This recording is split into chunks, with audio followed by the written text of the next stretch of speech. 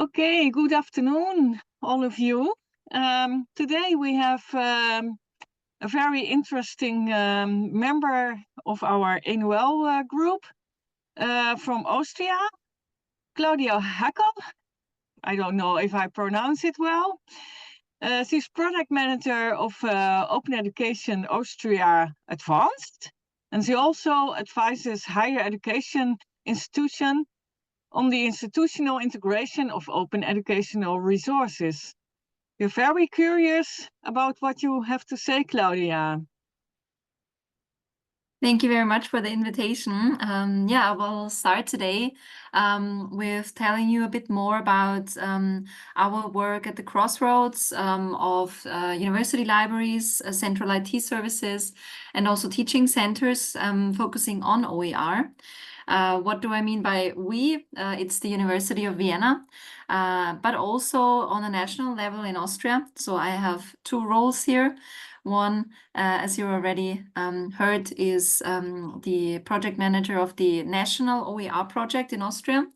And my other role is the University of Vienna, where I am at the Center for Teaching and Learning, responsible for OER and OER in general at the University of Vienna. So these are my two perspectives I'm bringing to you today. So just a few infos that you know. I have a background, the interface of computer science, didactics, and also library information studies. So this is also my approach to this presentation. So you see the working on OER at the crossroads of these three perspectives. So the university libraries, the IT services, and the didactic e-learning center. And let me first start with zooming into University of Vienna with the global approach, and then we go into the EU perspective. Then we can go into Austria, and then at the end we will focus on University of Vienna. So first of all, global, I mean, we know it all. Just a quick intro. We have the Sustainable Development Goals, for example, with SDG number 4, quality education, where also OER is centered there. So this is something that we have to globally keep in mind when we work at OER in Austria, but also in University of Vienna. And we have these different goals, for example, to promote and reinforce the knowledge sharing with OER and the collaboration between the stakeholders, like the lecturers, also implementing the SDGs, and many, many more goals focusing on this global perspective. So, but we also have the EU perspective here, where we have to keep in mind these 8 ambitions of the EU Open Science Policy, where I have these education and skills highlighted here for you. So we have this ambition in particular that we focus on in Austria and the University of Vienna. So we have these educational skills with this open science approach. And it says that in order to equip researchers with the appropriate skills, they have to fully engage with open science, and they also have to, has to be a change in mindset and the culture and the service as well. So service support, from support measurements in IT sector, university library, and e-learning center.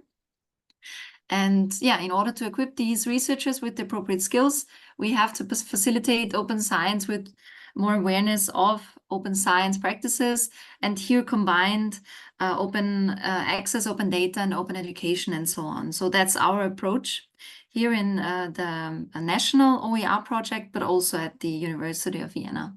And that's always something we're referring to also when we're starting to building or further work on our services. And when we now go into Austria, with this global and other perspective in mind, we also have the umbrella term open science in our open science policy. And it says here the same thing as you probably remember. I'll just go back. So we have these science practices, open science practices in the EU perspective. And when I go down again, we have similarly open science as an umbrella term with open access, open research data, a bit more particular here, open methods as well, open evaluation, but also open infrastructure and open educational resource. So, and citizen science, of course. So you see there are many, many parallels here in this national policy for the open science sector. And there's also the aspect that knowledge has to be communicated, and it has to be some kind of dissemination of this knowledge written in there. And it's also always linked to the open data concept. And we have this skills and education part as well. So you see many parallels here, and also the ambition to opening learning resources, which is of increased importance because the open science policy has been published right after the pandemic hit.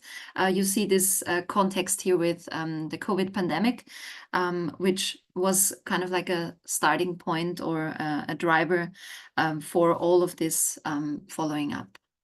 And so we have here in Austria's open science policy also this part on skills and education. Which is similar here to the EU sector. We also have the approach on the European Open Science Cloud, of course, and many, many other aspects such as fair data or research integrity.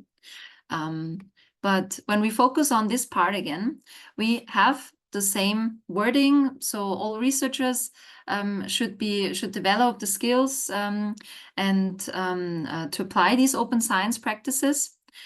So furthermore, you see these parallels. And when we look at OER in the Open Science Policy Austria, I will post a link in the chat in a minute. When we focus on this, we see that making learning materials, established open data standards and everything in Austria, we have the first step to link the relevant repositories, which is in the policy. So it suggests that linking repositories from different universities or higher education institutions is a first step to make these resources available to the public. And then, when we have made this learning content available to the scientific community, we can make more and be more flexible. And therefore, we have some recommendations already in Austria. It's from the Forum New Media Austria. It's all universities, higher education institutions combined from Austria in this forum, and they published some recommendations which are similar to this. So first, link the relevant repositories, start a metasearch engine for OER in these repositories, and then make some more start up with more services. What they came up with, I'll show you in a minute, which is the Open Education Austria Advanced project I'm responsible for. And in this policy, we have this certain project mentioned also. So Open Education Austria Advanced, as this national open education project, is concerned with the implementation of a corresponding infrastructure and service package. So in this policy, we have the Open Education Austria project named, which was a turning point for us as well, so that it's more visible what we do, and when higher education institutions want to approach OER, they know where to go to. So they're called upon to create infrastructure, the universities, and also to share them with others. So that's the national approach to open science, but with a focus on OER in this national OER open science policy.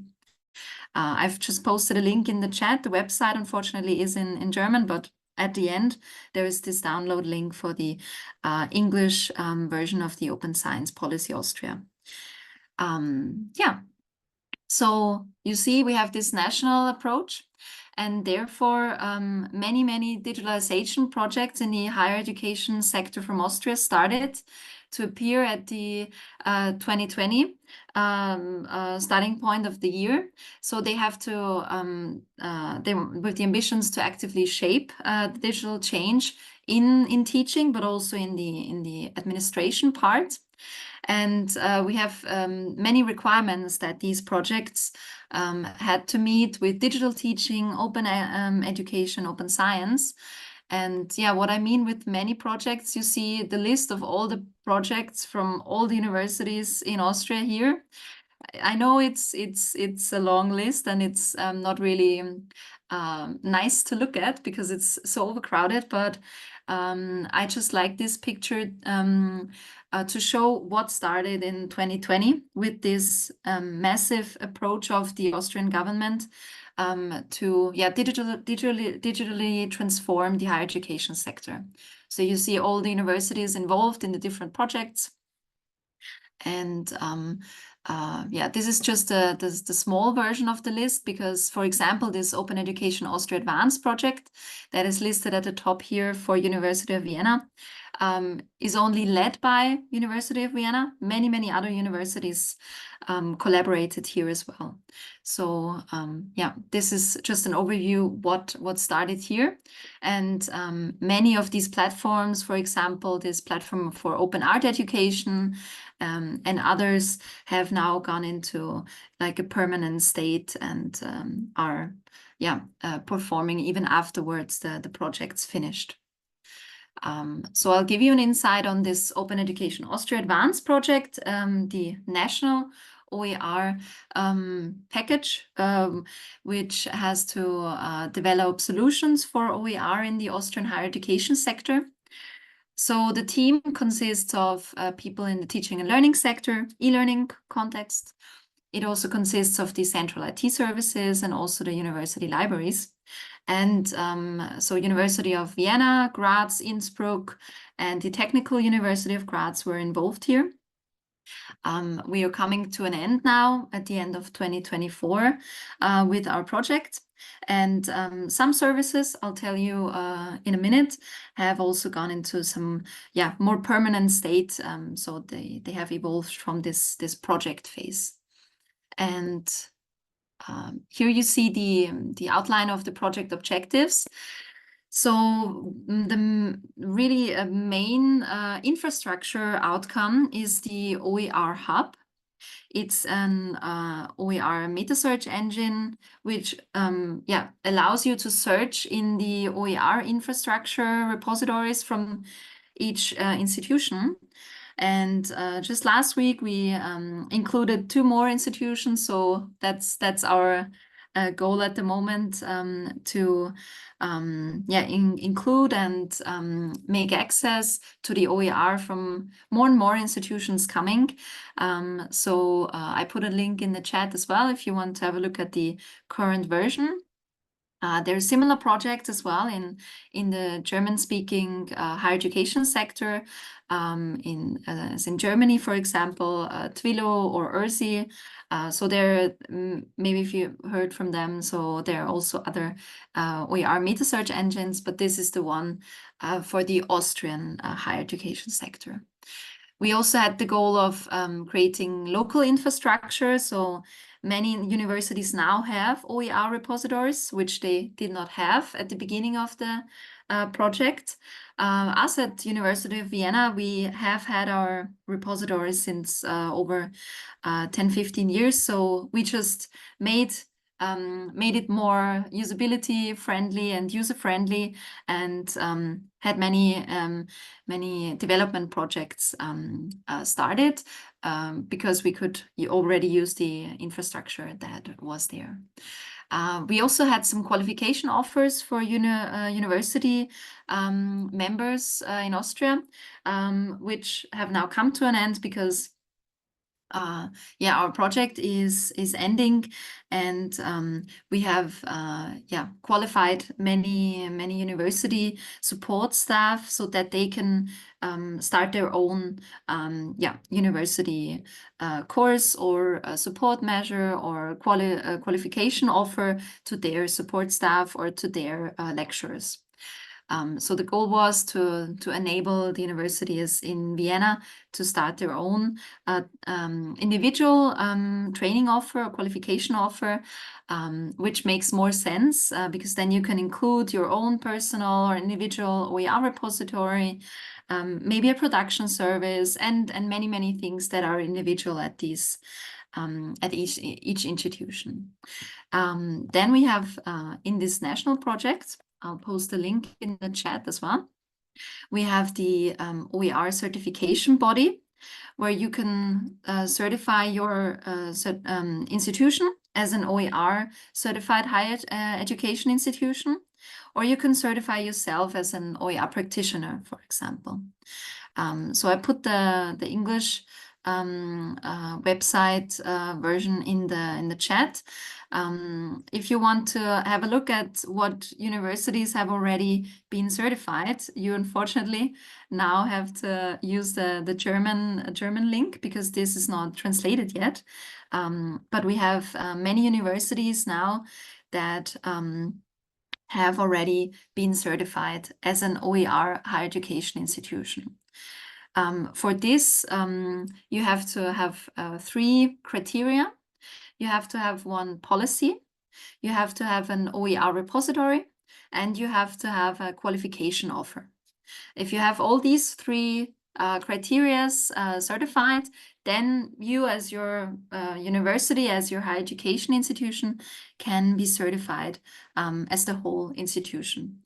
And we have 3 universities already that have passed all these 3 criteria, with many more to come, because there are already a lot universities that have handed in their policy, for example, to certify, and many also have their repository certified already. So they're collecting their criteria.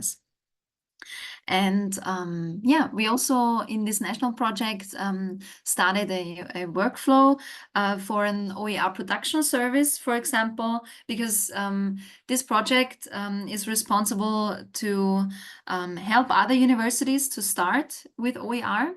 And therefore, we came up with an OER production workflow on the meta level. So that, for example, me or my colleagues, we could advise other universities when they want to start their own production service. And we also have an OER FAQ service running.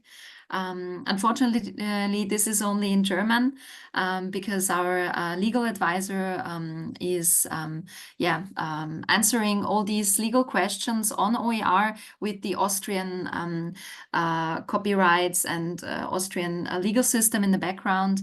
So it makes sense to only make it available for the Austrian sector, since there are many legal issues with individual problems or individual issues of the Austrian legal system. So this is not really an international service, but only focusing on the Austrian university sector. And in all of this, we have the knowledge transfer.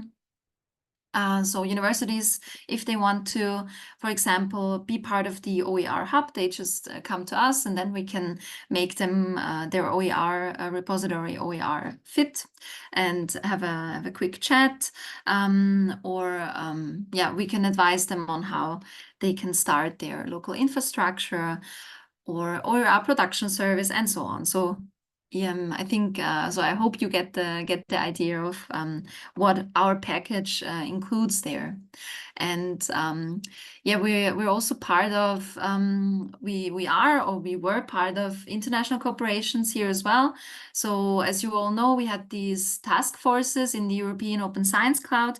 They closed now, but we were part of 2 task forces, so we could also include these all this knowledge there in our work, for example, with the infrastructure or the upskilling countries.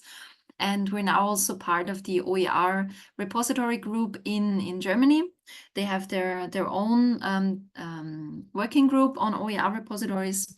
And therefore, we can make it possible for us to use the same metadata standard, for example, when archiving OER.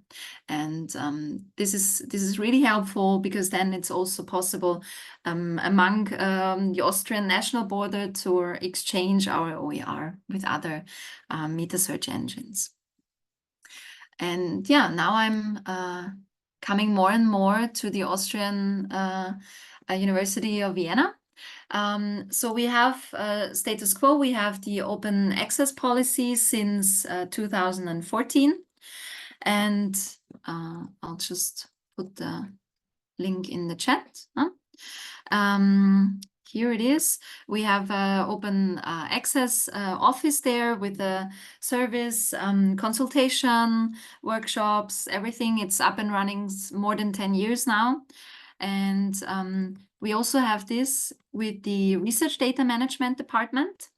It's not an individual department. It's many people from different departments, from the university library, the IT center, but also from us, from the teaching sector, where we have this research data management policy since 2021. And we have a service there also for consultation for researchers or lecturers if they want to start a project, for example, with data management plans, but also when they want to archive their dissemination material from project as an OER, for example. And yeah, we're really happy now that the OER policy followed this summer. We're currently translating our website. It's just a small version now, the quickest we could get up.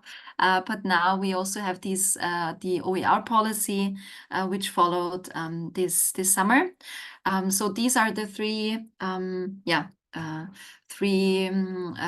ground basics of our open science approach, which is combining these different opens. So the open access part, but also these open data, open research, open science, and also the open education.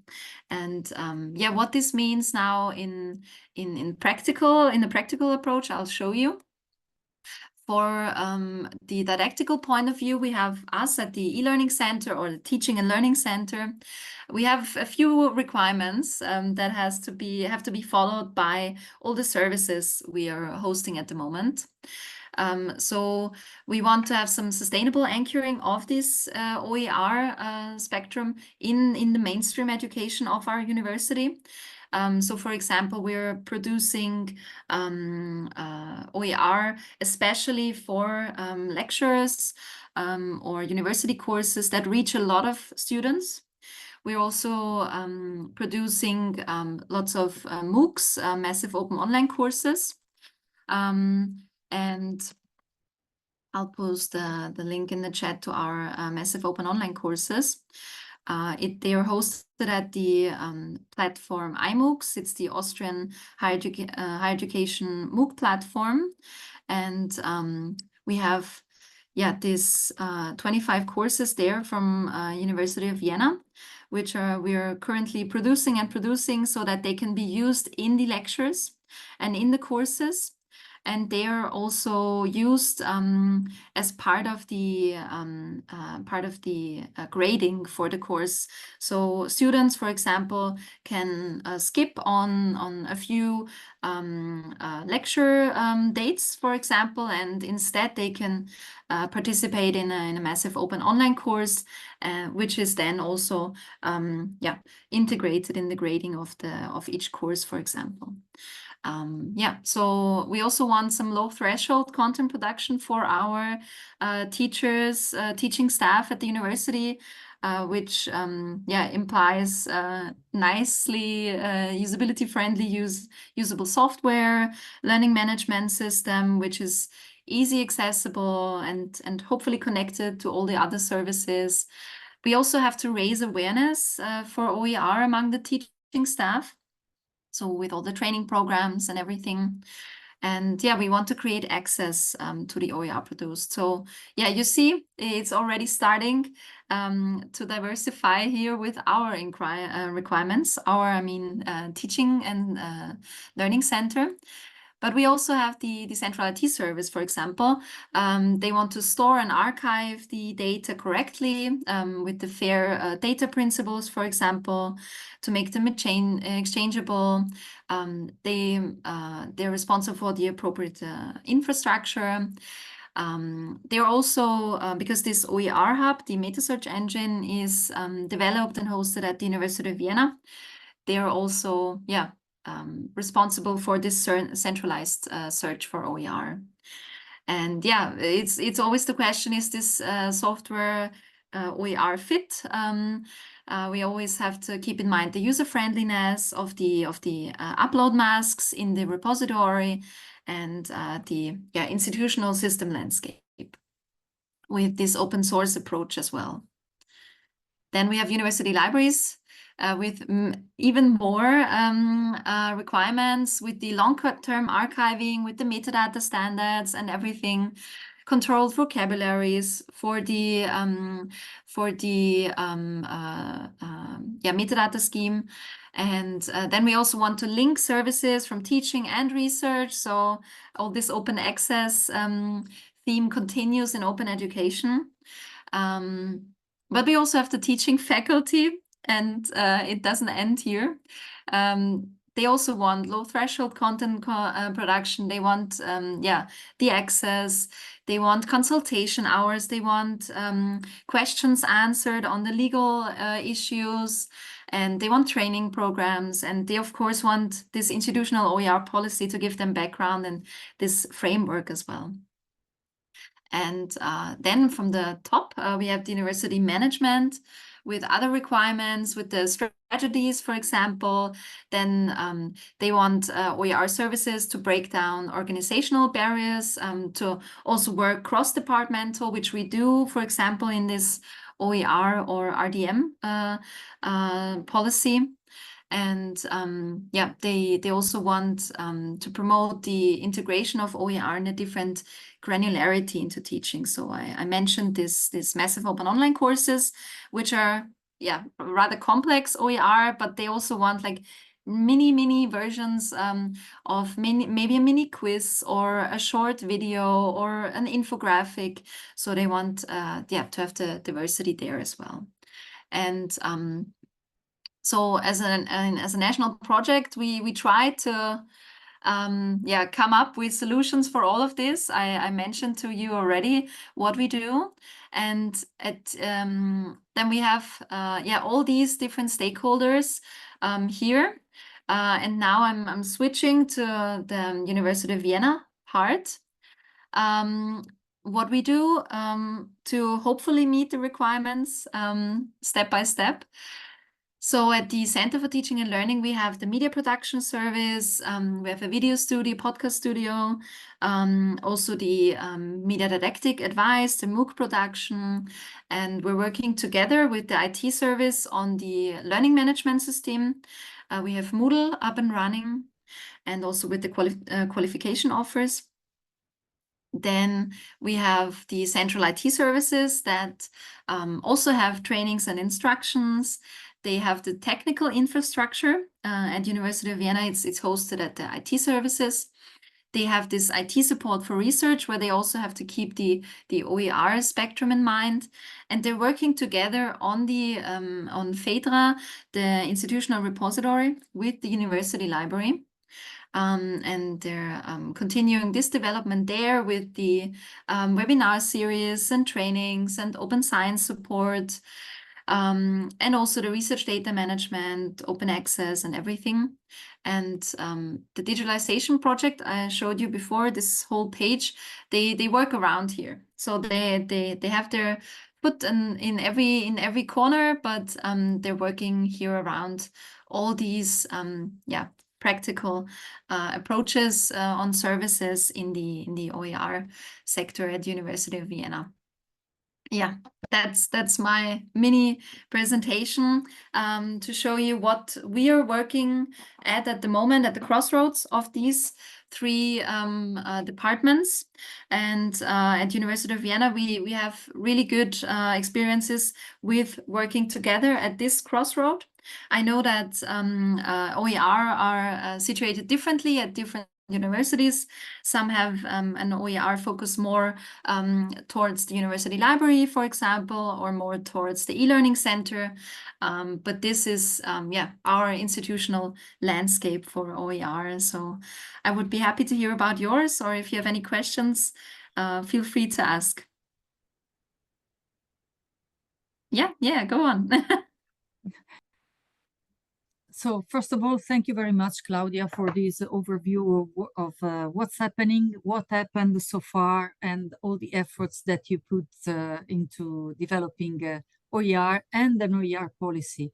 My question focuses mainly on what convinced the decision makers in your university to start drafting an OER policy as a first step, because now you have it. But the first step that is critical, I think, is the moment when they decide to start considering having one. So first of all, we had this open access policy, which can be somehow transformed to an open education policy because its outcomes from research and teaching.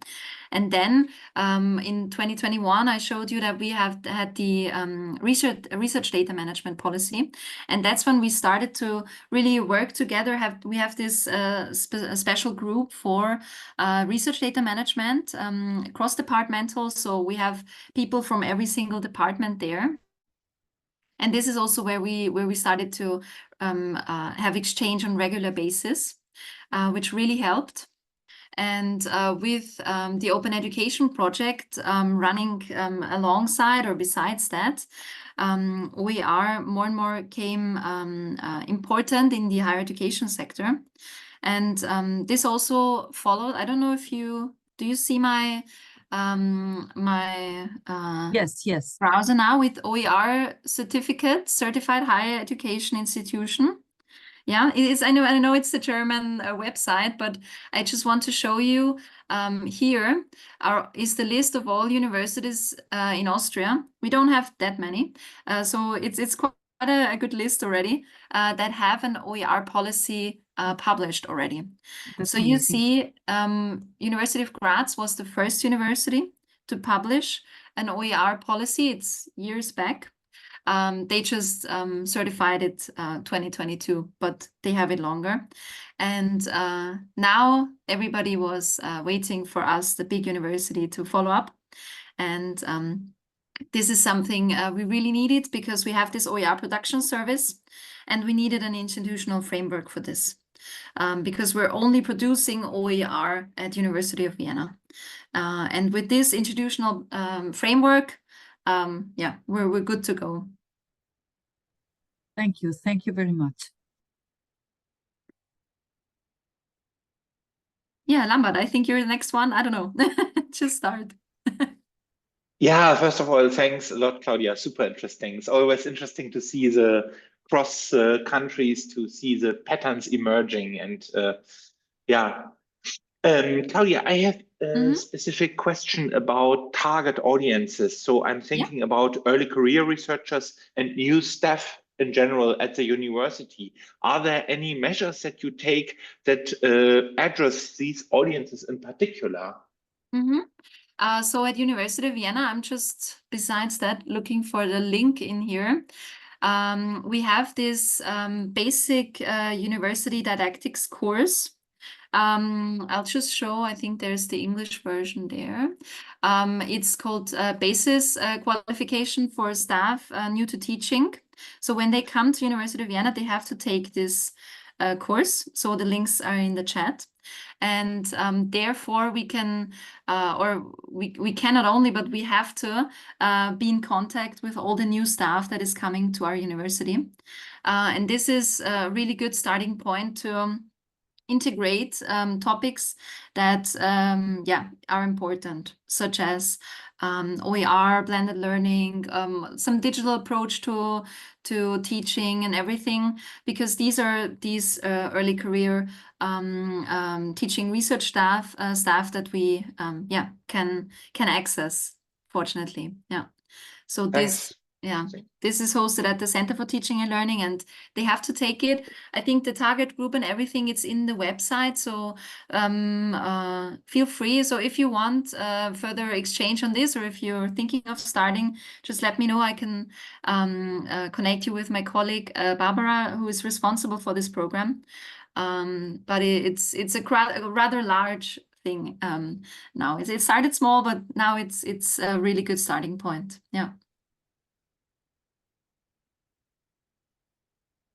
I think, no, Lambert, if you want to follow up, or Monique, just feel free.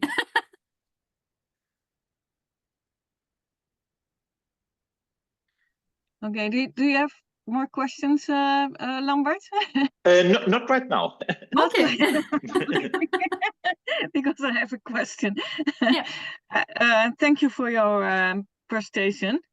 It all seems very well organized. So I really, but we already had a chat about the OER policy, because we want to also have a policy, but we don't.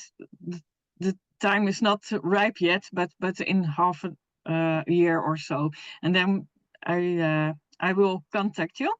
But I have a question about certificates for teachers.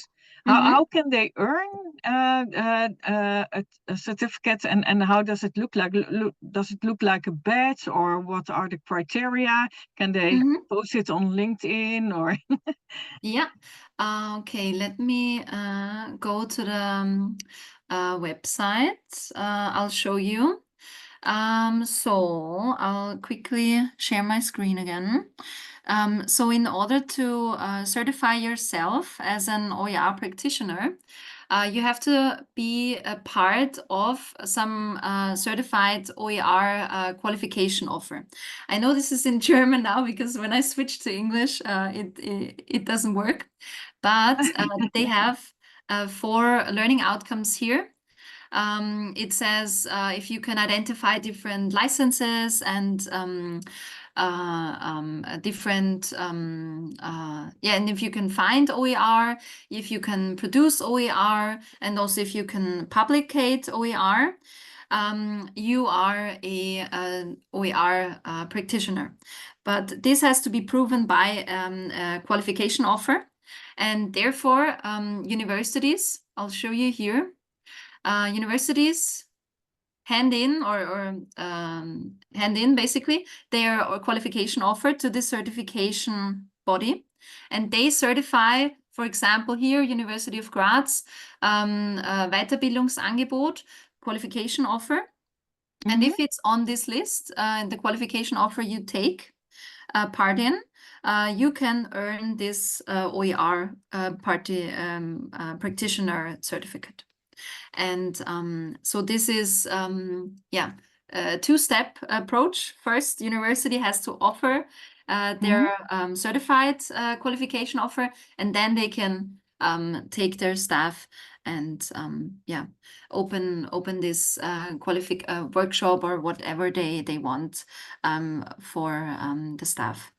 And these 4 learning outcomes I showed you here in this list are only the basic ones they have to approach. For example, at University of Vienna, we added a few learning outcomes here. So we have this open science, cross-departmental approach, and the interdisciplinary approach in there as well. So we added, for example, these synergies from open education, open science, that they are aware of it, and that they can work in this open science spectrum. So it's not only focused on OER with the license, with the publication and the production. But you can, any university can add more. This is just the basic outline of the outcomes. And hope that that answers it. You asked if with the badge and everything. So when you have this certificate, you get the certificate from the Open Education certification body. Yeah. So this is an official certificate not provided by the university. It's from this certification body. And I don't remember now. It was a few years ago, but I think I got a badge. I have to look at it and research it, but I don't remember now. You lost it. Yeah.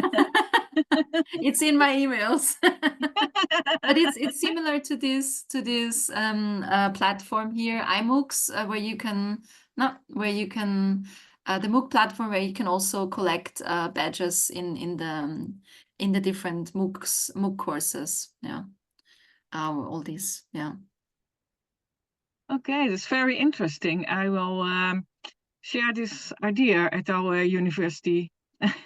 We don't have MOOCs to offer, but we can we can offer like a badge for open educational practitioners. So definitely, yeah.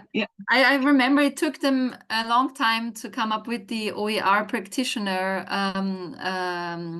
wording, because they were not sure. Okay, what do we call it? Yeah, OER expert, OER practitioner. We don't know. So the whole group of university members involved in this, they came up with this OER practitioner, which is suitable, I think, for the for certifying the practices that you're able to approach. Yeah. Okay, thank you. Can you share the link in the chat? So yeah, it's in the chat already, but I'll put it in again. Oh, is as it I said, already? but maybe I'll put it in again. Yeah. So we can still read German. Yeah, and with Google Translate or some Oh yeah, it's that's easy. true. There's no problem anymore. Yeah. Yes, thank you. Yeah, good idea. Sasha, please go ahead. Yeah. Yes. Hey, Claudia. I think we've Hi. seen each other on some occasion. I have a question. As someone who also tries to generate users for OER, and we know that it's not so easy to get people excited about the teaching in comparison as maybe to research. And we, of course, we also think about like benefits, like badges and something like that, like labels that you can have. But do you think there is a good strategy for following up with those people, so that, of course, you want to offer them something apart from the idealistic things, but so that they not just like grab the certificate and then never do OER again? Do you think there's a strategy for that? So what we are currently doing at University of Vienna, we start open science communities. And with this community approach, it's first step is focusing on one faculty. Then if it works out well, we carry on to other faculties. But with this approach, we want to incorporate the OER topic as well. So maybe this could be something to look at. Open science community. I'll just look in the chat. There's this international network of open science communities, and my colleague that is responsible for the open science community at University of Vienna, she took a workshop there to get fit, and then with all the approaches that you can take in building this community. I also know that in Switzerland, I'll have to look for this in a minute. There's an OER community at Bonn University. They started something like this.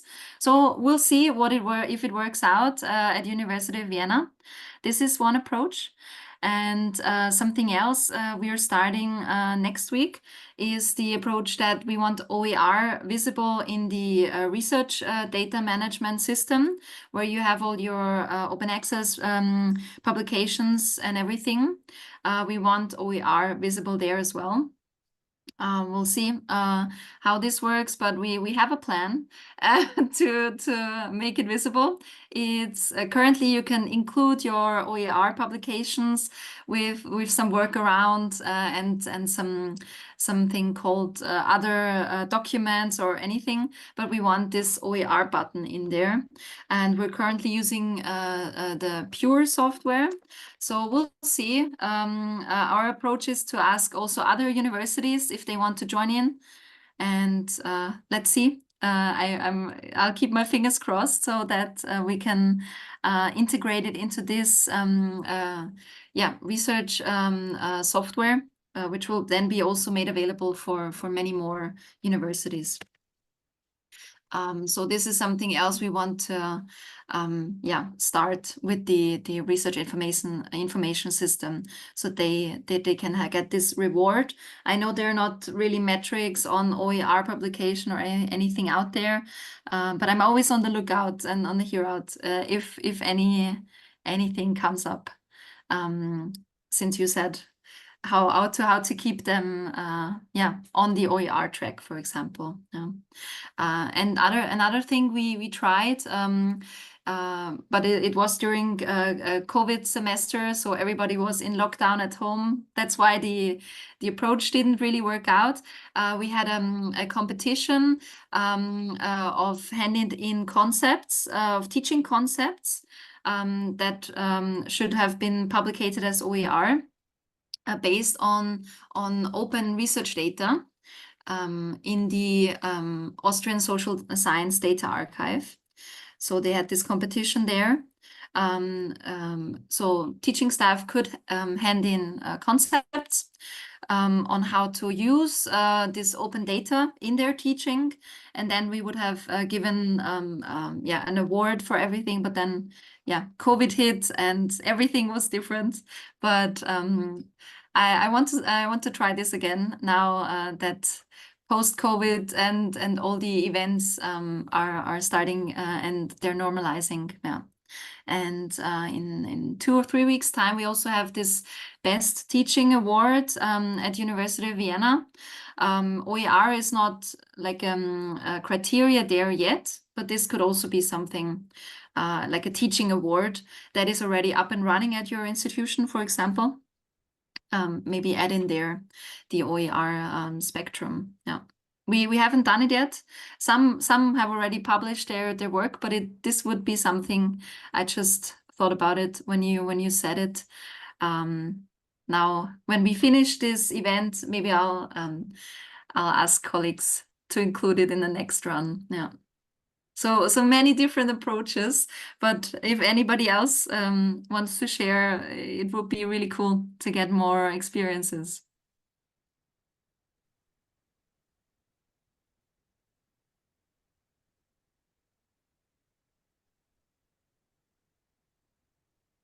And I'll look for Are there more questions? Yeah. I don't see any fingers, do you? Or hands? Not yet. I don't see in the chat as well. No. Yes, I think there was one question in the chat from Michelle. Yeah, Michelle, go ahead. Sorry. Claudia, thank you. I don't expect you to go backwards in the chat, but I think you've kind of commented on it enough in any case about raising the awareness. What I'm really interested in is the participants who attended the workshops to learn about this. Did you ask them for their feedback, or do you have any examples of testimonials that you can use again and say, oh my God, this was a game changer, or anything good that they said afterwards?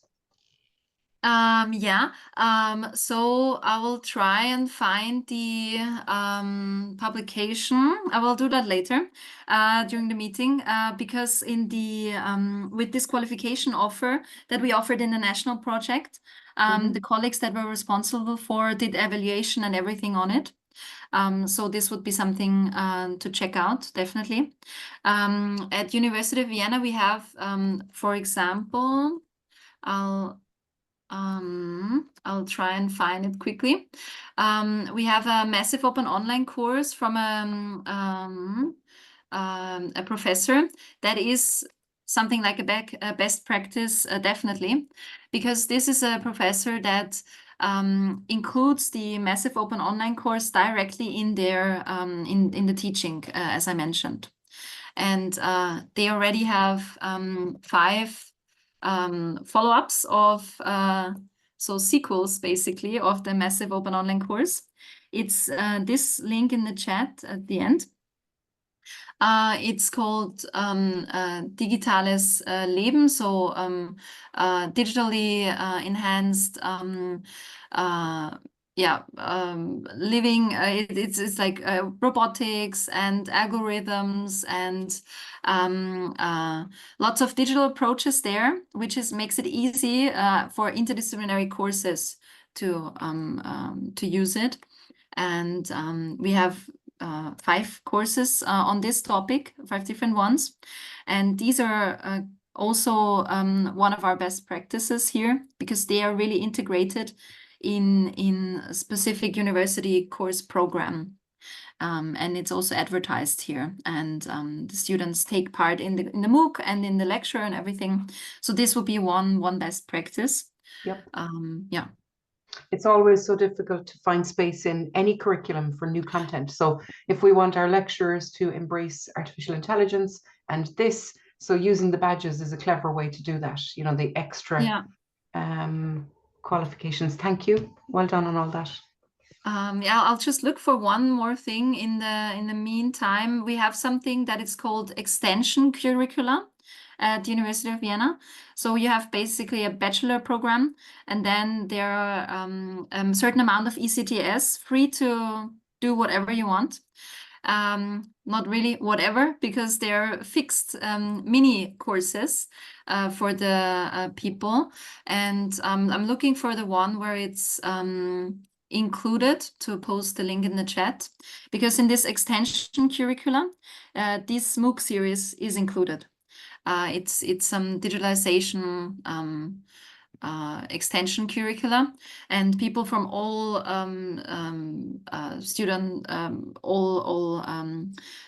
studies can take it. For example, that's where they found the space, basically. I'll look for the link. And the link before, OER community at Swiss University, I posted in there because I had an exchange with a colleague working there, and they have also events. They have a student OER competition and everything, so maybe you want to check it out. I posted the link in the chat regarding community work, but also including students, which we're not doing yet, but yeah, let's see what is coming up.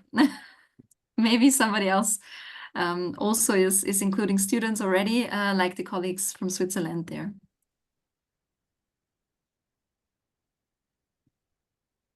Okay, I think we can. We have to close this session, but I have a feeling there are many more questions for you. But yeah, we we have to end the session at some point. So thank you so much, Claudia. I think we have learned so much from you, and yeah, very, very, very thanks for your presentation. Yeah, thank you very it was much. Very interesting. Thank you. I just included the last link. Unfortunately, it's only in German, but if you want to check it out, it's the extension curriculum with the MOOC integrated there. Thank you so much for the invite, and yeah, I'm happy to learn about your experience as well to further our development, which is always an important part. Thank you. Yeah, and keep on visiting our our meetings. We will all learn from each other. Yeah, and we will all learn how to speak and read German, I think, because some extra tips. Okay, thank you.